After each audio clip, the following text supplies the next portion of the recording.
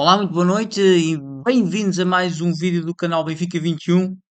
Bem, hoje vamos fazer então aqui a divisão do clássico entre o Benfica e o Porto que se vai realizar amanhã no Estádio da Luz, pelas 20h45. Trata-se da 11ª jornada da Liga Betclic e de um jogo de facto muito importante, quer para o Benfica, quer para o Porto e ainda para o Sporting, que vai jogar umas horas antes com o Braga e se ganhar, depois vai ficar ali no sofá a ver se vai ganhar pontos às duas equipas ou só a uma. Uma coisa temos a certeza, se o Sporting ganhar, então vai continuar muito confortavelmente na liderança.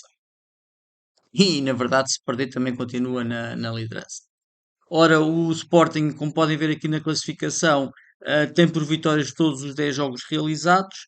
A equipa mais goleadora com 35 golos marcados, ou seja, uma média superior a 3 golos por jogo. E de facto apenas 3 golos sofridos. Mas não é sobre o Sporting que queremos aqui falar, e este vídeo não é de facto sobre o Sporting. O Futebol Clube do Porto com 9 vitórias e uma derrota nas 10 primeiras jornadas. Essa derrota, como sabem, foi contra o Sporting, portanto o resto foi tudo vitórias. 27 golos marcados e 4 sofridos. E o Benfica no terceiro lugar com 22 pontos, com menos um jogo. O empate e a derrota que teve foi logo nas primeiras jornadas, ainda com o Schmidt, 24 golos marcados e 6 sofridos. Portanto, é de facto um jogo importante, porque, como eu estava a dizer, se o Sporting ganhar ao Braga, vai ficar com 33, vai ficar antes do início do jogo do Benfica Porto, vai ficar com uma vantagem sobre o Benfica de 11 pontos. Independentemente do Benfica ficar ainda com dois jogos em atraso. Ora, fazendo aqui uma análise comparativa do Benfica e do Futebol Clube do Porto, como já dissemos, o Benfica está em terceiro lugar no campeonato, 9 jogos, 22 pontos, 7 vitórias, um empate e uma derrota, 24 golos marcados e 6 sofridos. O Porto no segundo lugar, com 10 jogos, 27 pontos, 9 vitórias e apenas aquela derrota com o Sporting, como já referi, 27 golos marcados e 4 sofridos.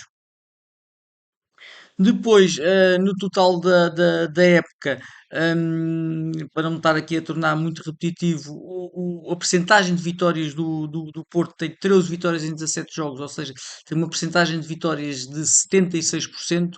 O Benfica, 11 vitórias em 15 jogos, tem uma percentagem de vitórias de 73%, valores relativamente semelhantes, embora o Futebol Clube do Porto tenha uma percentagem superior.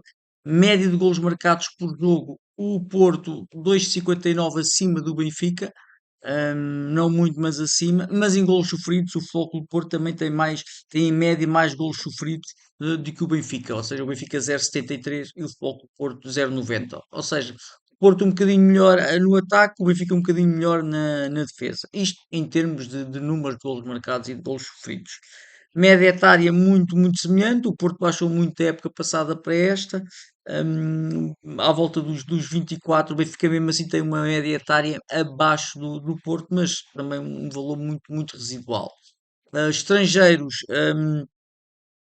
o Benfica tem 66, 60% de jogadores estrangeiros, que corresponde a 18, e o Futebol Clube do Porto tem 50%, tem metade dos jogadores do seu plantel hum, são estrangeiros e a outra metade, obviamente, são portugueses.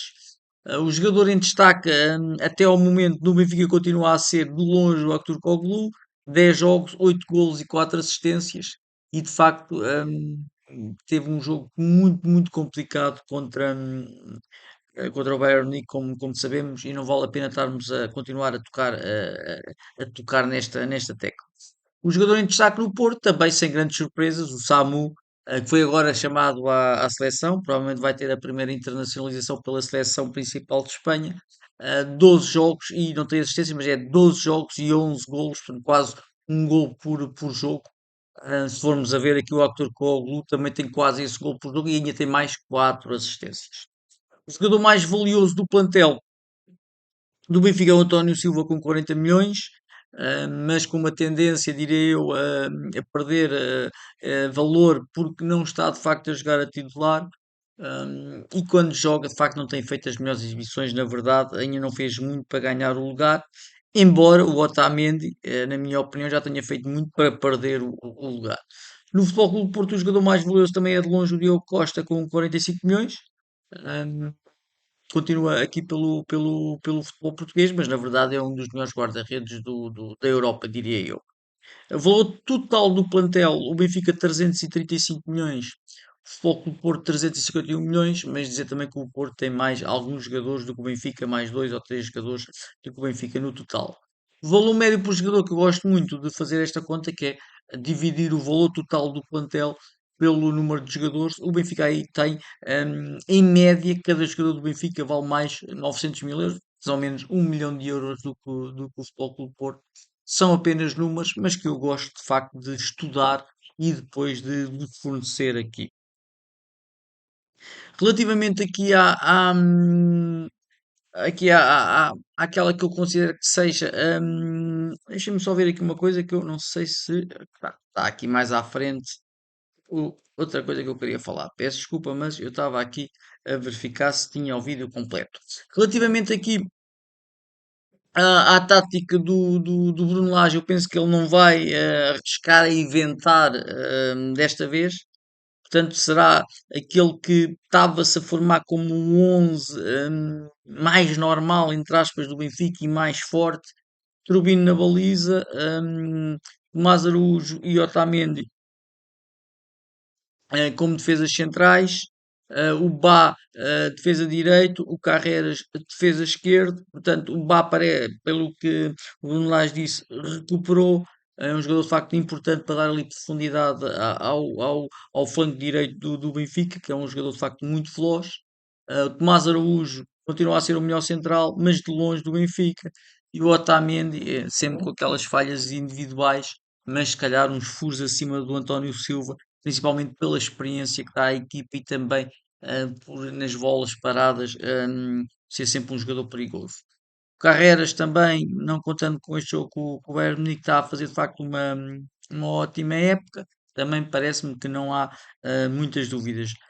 No meio campo, vamos ver se volta ao Florentino e em que condições é que volta, porque de facto é muito injustiçado, na minha opinião, ter saído após o jogo com o Feyenoord, quando foi a equipa toda que teve mal, e depois não ter entrado, entrou contra o Farense, mas pronto, não vamos estar aqui a falar, eu já falei sobre isto no rescaldo do jogo contra o Bayern Munique.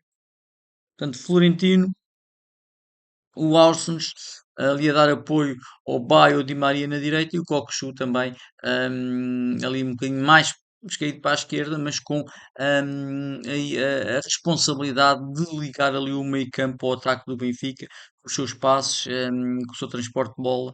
Vamos ver se ele volta aqui à forma que já teve no início da época.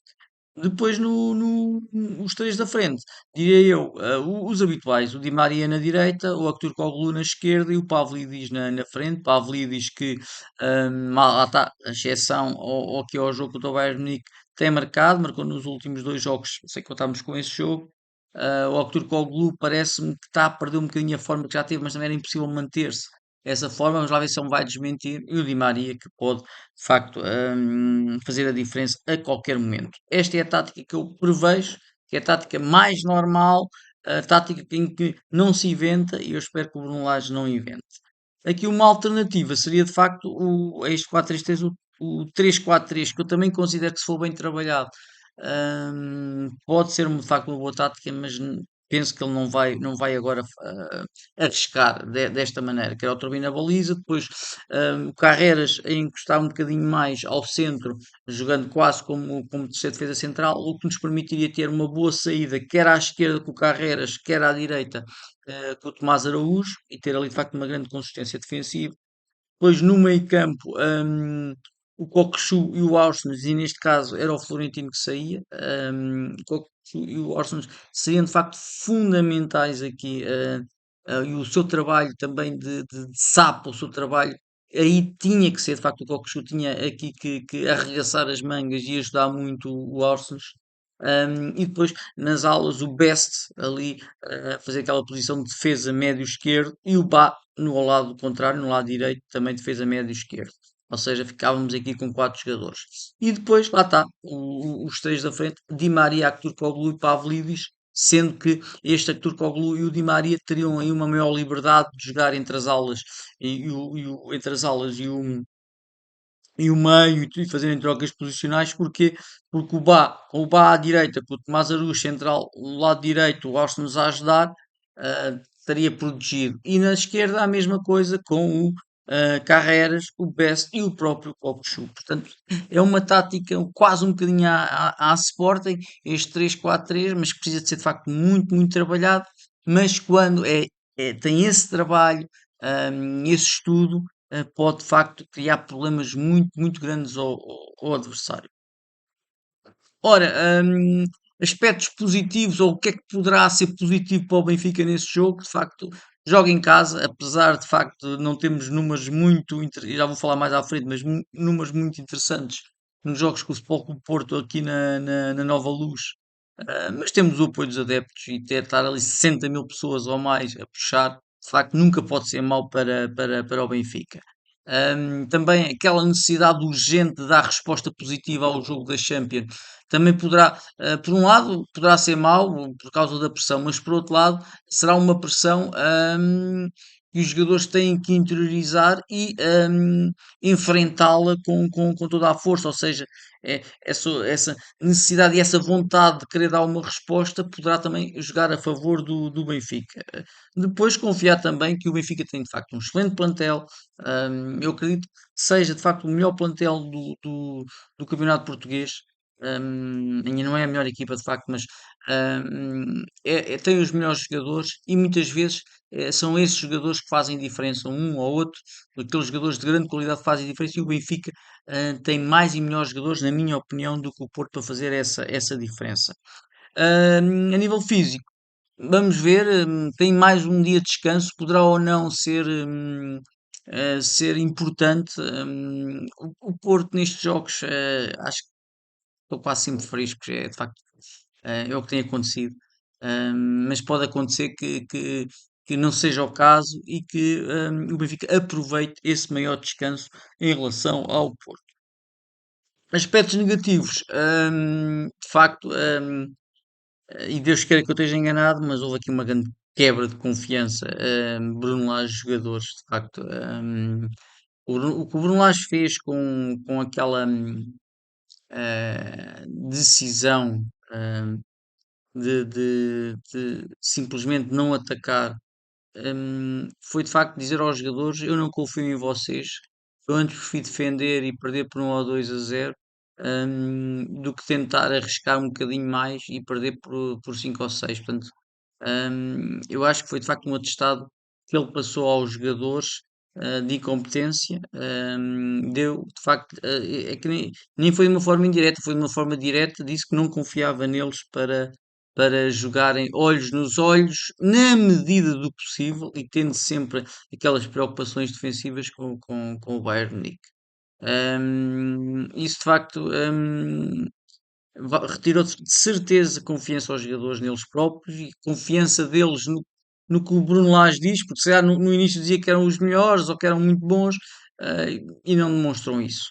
Pois o próprio Bruno Lage deve estar de facto muito confuso.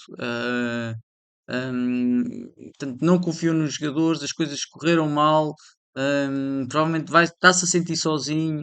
Depois a situação da conferência de imprensa, onde disseram para ele assumir a responsabilidade, foi muito mal, foi de facto uma má situação e depois ainda foi pior justificada, penso eu. Mas valia dizer que não queria conversar, que não queria falar sobre o assunto do que a justificação que deram.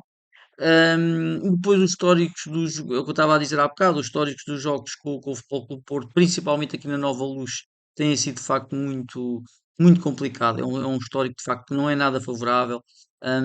Pelas contas que eu fiz, houve ali entre jogos do campeonato, mas também houve alguns da taça, 23 jogos, 7 vitórias do Benfica, 6 empates e 10 derrotas.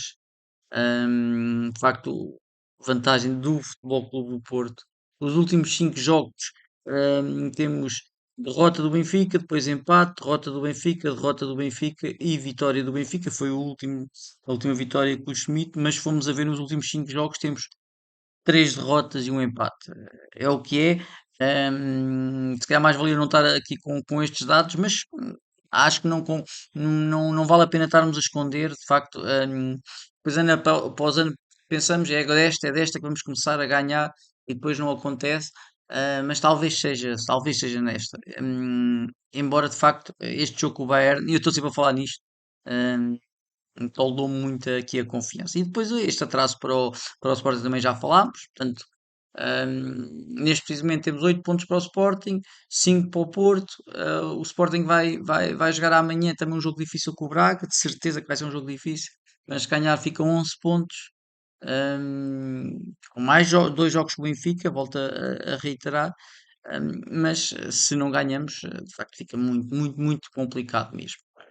Vamos ver como é que vai ser. Eu espero que, de facto, uma boa exibição, que os jogadores deem o litro, que se esqueçam do que se passou no último jogo, que volte a confiança, que volte a motivação, e que saiamos dali mais reforçados com uma boa exibição, com uma vitória, rumo aqui, de facto, a ganharmos mais um campeonato.